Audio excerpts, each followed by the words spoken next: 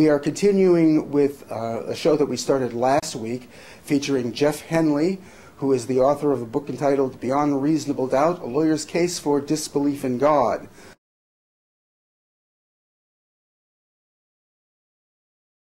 And so please join us for the rest of the segment.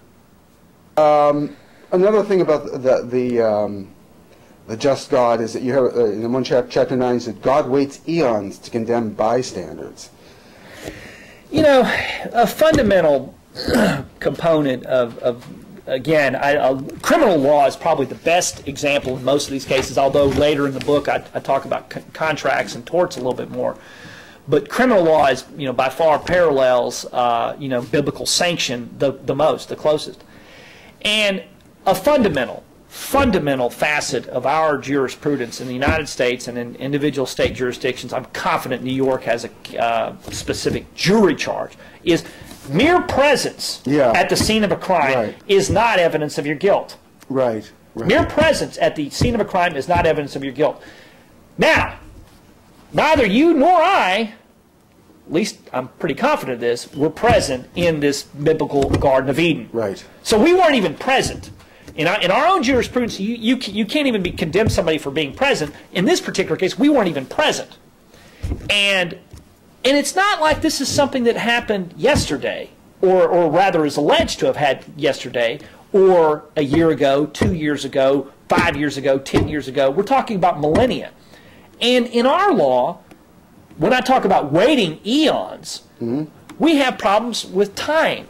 Right. And in our country and other enlightened countries, we have statutes of limitations. Yes. We have latches. And the reason why behind and I probably should have explained this a little bit better in terms of one of these things, is if you wait way too long to charge somebody of an offense, whether it's a civil or a criminal charge, there are all kinds of problems that occur. Memories blur. Evidence gets destroyed. People's ideas about how something transpired gets blurred. The other thing that it does is it creates opportunity for fraud. Yeah. If I can charge you for something, say 15 years ago, you're going to be like, well, I don't really. Oh, yeah, you must be guilty if you can't remember why, because that's what would take place back in common law England. That sometimes people would wait a really long time to make a grievance against somebody that they didn't like, and there was inadequate. The defendant had an inadequate ability to defend himself. And so we just, by our society, have decided that certain actions, if you feel that you're aggrieved, whether you got hit by a car or maybe somebody cheated you out of some money in a contract, that you have a specified period of time to go, okay, I'm going to make a demand of payment if I can, and if they're not going to pay me or do whatever, then I'm going to resort to the court system, or the law enforcement will resort to the court system. What's that expression? Justice delayed is justice denied. That's certainly one application of it. There are a number of other applications. Right. Frequently, what they're talking about is just the delay in the court system, right. Because sometimes if you can tie somebody up for months or years, you can effectively win. Yeah, because I was thinking that when you said that before, that the other side of being charged 15 years later is because of what you said earlier about memory fades, evidence disappears, and stuff like that. Somebody who's guilty can probably also use that same period of time to weasel out of it. You know, yes, and equity. There's a doctrine in equity called equity does not reward people who sleep on their rights. Right. So, you know, if you've been aggrieved, then you need to do something about it. And it's not like we're saying you only have a week to do it. Right. We're not saying that you have to do it in a month. You know, 2 years for some things, 5 years for other things. You know, bigger crimes or things that are difficult to discover. We have what's called the discovery rule. But when you again use that same sort of logic and you go to the Old Testament, we're talking millennia. Yeah. You know, and we're talking about not only are we talking about a long distance of time or a long period of time, but we're talking about a change of circumstances, even by the face of the Scripture itself. I mean, you know, so okay, let's assume for the sake of argument that there was an Eden, there was you know, an apple or a serpent, and all these breaches occurred. And then as you pick up in Genesis where God suddenly becomes angry about the number of women who are fornicating with fallen angels. Yeah. And then we have the big flood. Well, okay, fine. Let's just assume, again, you have to assume, and I know if this burden of disbelief is overwhelming you, then I can sympathize. But let's just take that in the best light possible and assume it's true. Well then, okay, he destroys the world. What on earth can you possibly say about original sin now when you repopulate it? And this was what the doctrine in common law called laches. Not just the passage of time, but the passage of time mixed with some intervening event that now changes the circumstances so that the rationale for achieving this, for rewarding the aggrieved party no longer exists. Right. So now so theoretically, God could have just populated the earth with new super followers who don't violate His creed. Right, or just innocent people generally. Whatever, right. That's true. But I've noticed as well that in original sin aside, that all through the Bible, it's replete with, even without the delay, that whenever there's some major action taken, that innocent people get punished anyway, even when justice is immediate. Right, and he even says that all the creeping things, all the things in the sea, and even animals which don't even have any real use. Right. I'm going to go ahead and take them out anyway. And it's like there's no sense of proportionality. And that's another fundamental facet of our judicial system. Right. Eye for an eye, tooth for tooth. Those were draconian, but they were still very early efforts to give some sense of proportionality. Now, yes. In our case, that would be just grossly unrefined and too severe. But still, it's a crude effort at proportionality. Yeah. Our own system of justice is extremely proportional. Even the federal sentencing guidelines, which have been lambasted for specific offense, the drafters of the committee and the judges who impose them make an effort to try to tailor the punishment for the crime, as opposed to just going ahead and wiping out a block of innocents as well as culpable parties. Well, look, one example in the Old Testament would be where Joshua's armies go into Canaan, to the Midianites, and they basically slash pregnant women and dash babies' heads against the rocks, and take pubescent girls as sex slaves, and are allowed to pillage the temples and all that, and because basically their parents didn't believe the right God. Right. And it's not just that. I mean, other innocent people are slaughtered constantly. Well, in fact, we probably do know is that stuff like that did occur because it's just purely Darwinian competition. I'm going to take these people out because, hey, they're a rival tribe. But what's so offensive in this context is, this God commanded it. This God willed it. This God made it happen and made it and authorized it. Right. I talk at length about the Ten Commandments, and I talk about the sacrificial legislative history of the Ten Commandments, because after the followers had sort of they made the statue to Baal or Baal, and Moses is angry, and he comes down, and he's got some new commandments. But before that, he sets the Levites on them, and they kill 3,000 people. Right. Because they made that idol, and now they violated God's word. And so and the reason why I talk about sacrificial legislative history, I mean one of the things that we do in the law is we don't just look at the plain text. We look at the events or the debates that took place in terms of drafting a piece of legislation. Mm-hmm. I mean, you've probably heard this expression before. What does Congress and butchers have in common? You don't want to watch the process of a bill being made. It's like sausage, being ground through, right, right. all the debating and the compromises and things that are taking place. Well, the legislative history of the Ten Commandments, at least the second one, is 3,000 dead people. Yeah. But that's the explicit message. That is. Right. I mean, compare that with, as I do, with what our founders did. They met in Philadelphia, although in secret. although there was some controversy even in the ratification process. But you know, these groups of disparate interests, North and South, merchant and agriculture, you know, stock jobber and planter, and you know, slave and freehold represented interests, and they hashed it out, and they came up with a pretty, you know, frankly, I think it's an astounding document. Of course, absolutely, probably one of the most radical documents ever produced. In the and it's durable, it's functional. Obviously, it wasn't perfect. I mean, the Three-Fifths Compromise and a couple of other things were atrocious, but they were compromises that had to take place because it just wasn't going to go down. Right. But that is an example of a true, you know, deliberative, sensible process that's more than apparent didn't take place with the Bible. I mean, right. And you know, aside from the fact that, for instance, the example I gave before of Joshua's armies going in and slaughtering the Midianites, first of all, aside from the fact that there's actually no real evidence that ever took place, right? But like you say, it is Darwinian in that all cultures were doing that at the time and before anyway.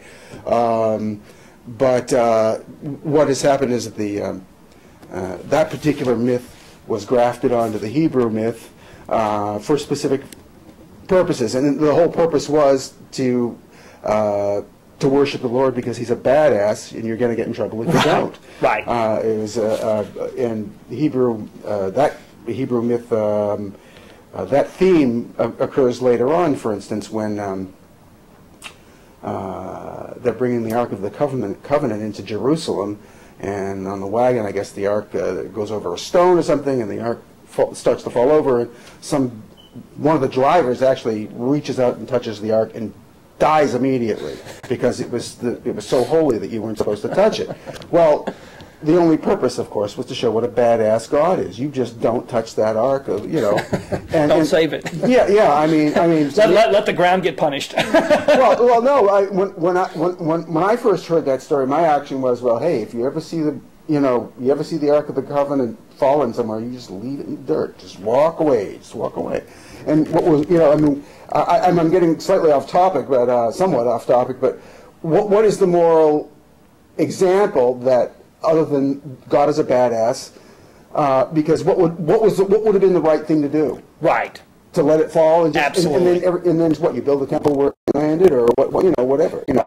What other moral lesson than to put the fear of God into people, you know? Right, and that's something that takes place throughout Scripture, because you know, where you're supposed to not eat from the tree of knowledge of good and evil. Lot's wife turns into a pillar of salt when she looks back to see what God is doing. But that myth, by the way, has a similar myth in Greek mythology. Oh, sure. You know, yeah, right. As well. Absolutely. As well. But the whole is that you're punished when you inquire. You know, believe in me. Don't believe in me. Believe without seeing. Don't ask why. Right. And again, that too is completely the notion, particularly American jurisprudence, because our American jurisprudence, I'm not sure if you know that we're on an adversarial model. Mm-hmm. We believe, it's almost kind of like a marketplace analogy. We believe in two people.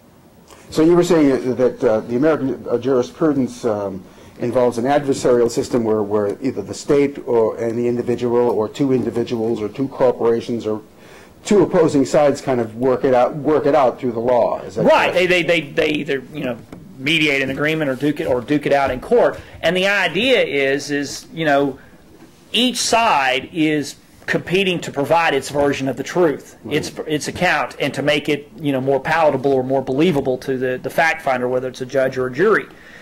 And frankly, I think it's a great model. Yeah. I think because what it tells you is, each side better try hard to make its case sensible. And if you don't have a sensible case, then you don't put it forward, and you go and you cut a deal and you negotiate based upon the weaknesses or the strengths of your case.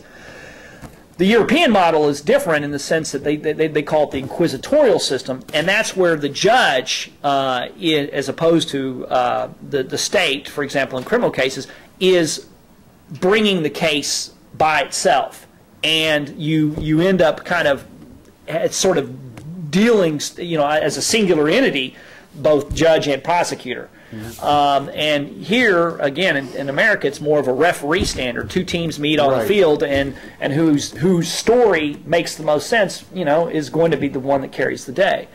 And that's something that we don't have in the Bible at all. There is no competing account. In fact, I have a significant depiction about Satan in there, or Beelzebub, or the Prince of Darkness, the devil, Scratch, all this evolutionary process, because they call him the adversary in one point in time, and the question is he a singular entity in some senses, or is he an agent of God, or is he something that I kind of compare him to the that traveling team with the Harlem Globetrotters that always has to lose. Right.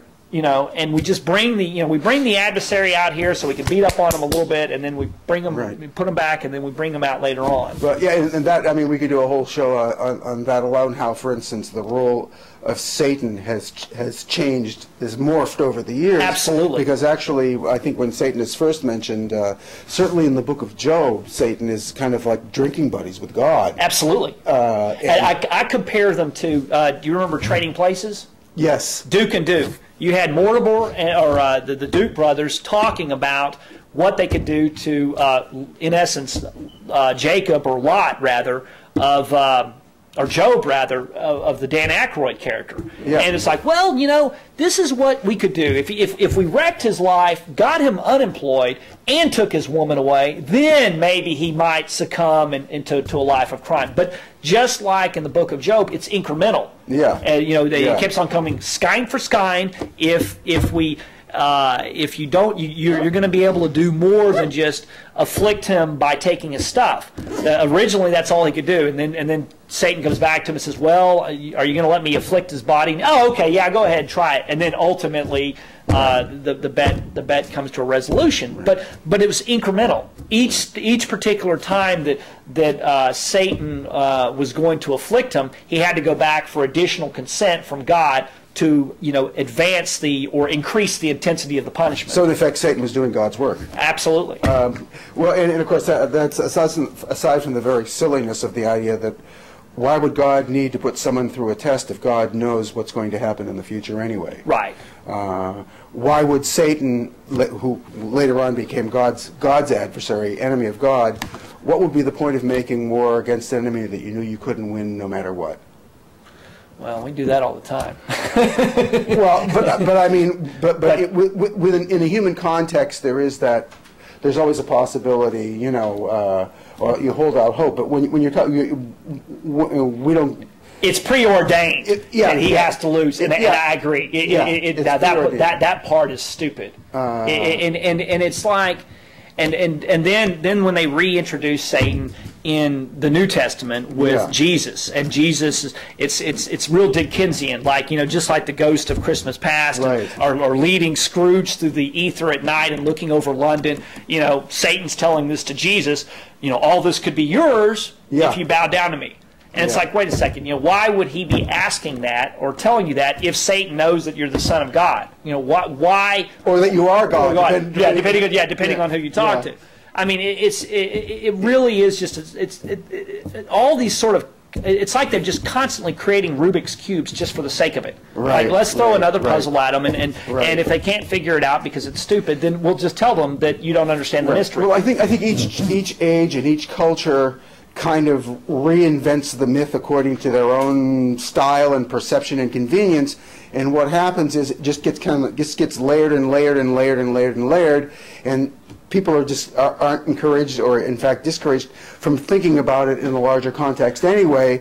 So it's kind of, by the time, if you're a kid born in the 21st century and you're being educated in a religion, you're not going to.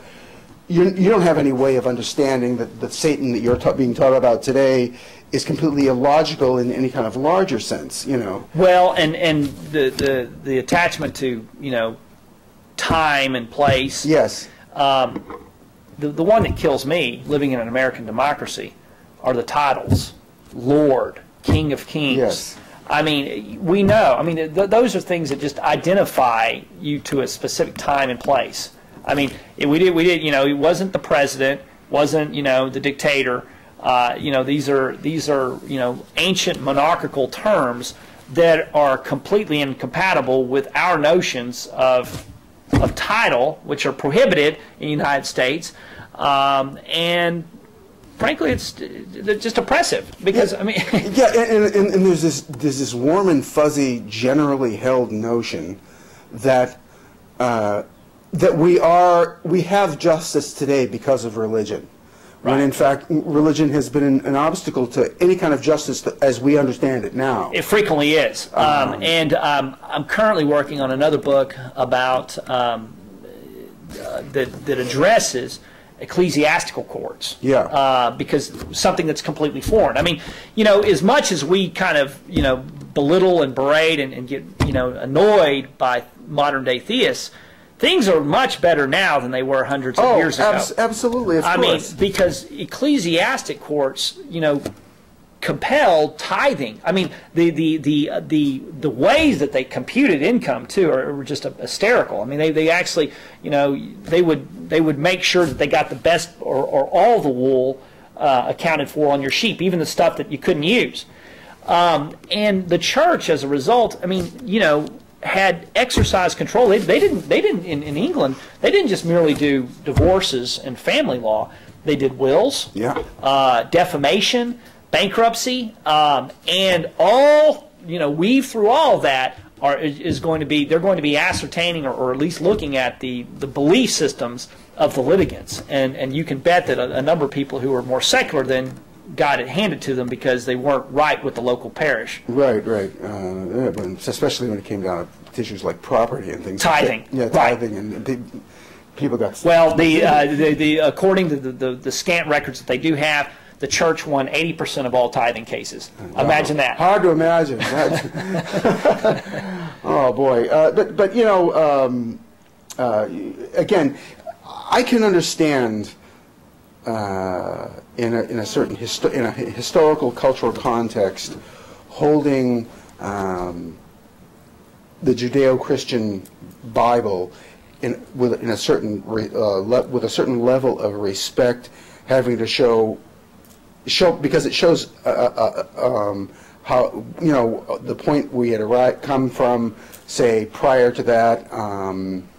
As opposed to open tribal warfare and all that sort of thing, or at least attempting to make the case. I can see doing it as showing it as a historical document as to how people thought. And it is, I think, while I don't believe that the Bible is historical, I think it has historical value, but not for the reasons that it's intended. I mean, the style of writing, the references, the political picture in the long run. Sure.